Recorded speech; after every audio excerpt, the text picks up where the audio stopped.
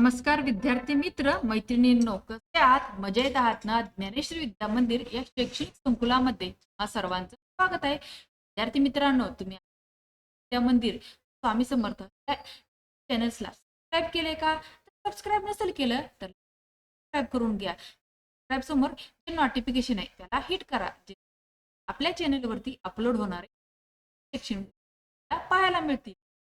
आज आपण पाहणार आहोत गोधडीचे आत्मकथन मराठी निबंध. हा निबंध घेण्यामागील कारण म्हणजे सध्या सुटला गारवा काळा. पाहूयात आपल्या गोधडीला काय वाटतंय ते.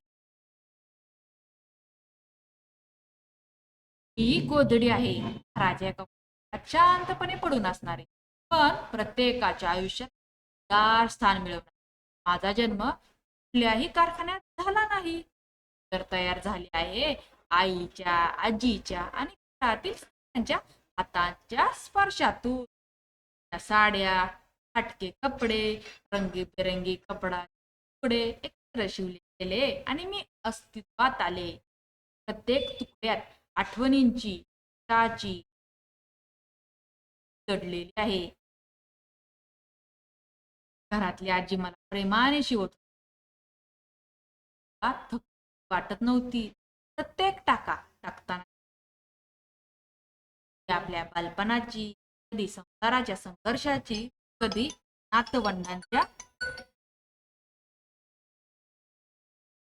नातवंडांच्या स्वप्नांची. गोधडी राहिले नाही तर आठवणींचा एक संग्रह झाले. ती लहान बाळाच्या पाळण्यात गेली, त्या पहिल्या हसण्याची साक्षीदार झाले. थंडीच्या रात्री आई जेव्हा बाळाला माझ्या जाळायची तेव्हा अभिमान वाटायचा. त्याला ऊब देत आहे. माझ्या अंगावर बाळाचे दूध सांडले, कधी त्याचे अश्रू पडले, पण मला कधीच वाईट वाटले नाही. उलट त्यातून अस्तित्व सार्थ झाले. मोठ्यांच्याही उपयोगी आले. शेतातून आलेल्या बाबांच्या अंगावर मी धरली गेले.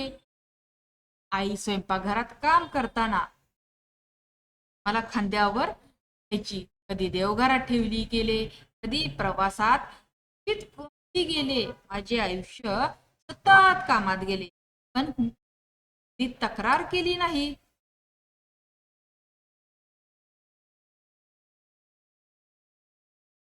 माझ्या अंगावर वेगवेगळे रंग आहेत.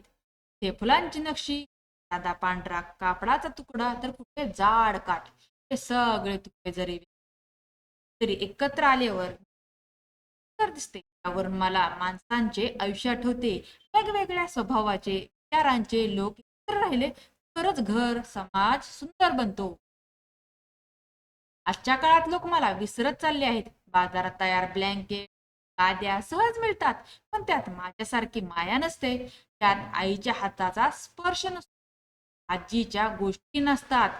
तरीही मी कुठेतरी जुन्या घरात, गावाकडच्या माळ्यावर, कपाटात जपून ठेवलेली असते. कधीतरी कुणी मला बाहेर काढते, पांघरते आणि जुन्या आठवणींमध्ये रमते. मी जुनी झाली आहे, थोडी फाटली आहे, पण मला त्याची लाज वाटत नाही, कारण त्या प्रत्येक फाटका भाग सांगतो की किती आयुष्य पाहिले आहे. ही फक्त गोधडी नाही, तर कुटुंबाच्या प्रेमाची, ओळख आहे. आजही थंड रात्री कुणी वर घेतले ध्यान मिळते. हे अस्तित्व तेव्हाच खरे ठरते जेव्हा मी त्याला उब देते. शरीरालाच नाही तर मनालाही. अशा प्रकारे गोधडीचं आत्मकथन केलेलं आहे. तुम्हाला हे आजचं आत्मकथन कसं वाटलं? मला जर हे आत्मकथन आवडलं असेल तर या कथनाला शेअर करा आणि चॅनलला सबस्क्राईब करा. धन्यवाद.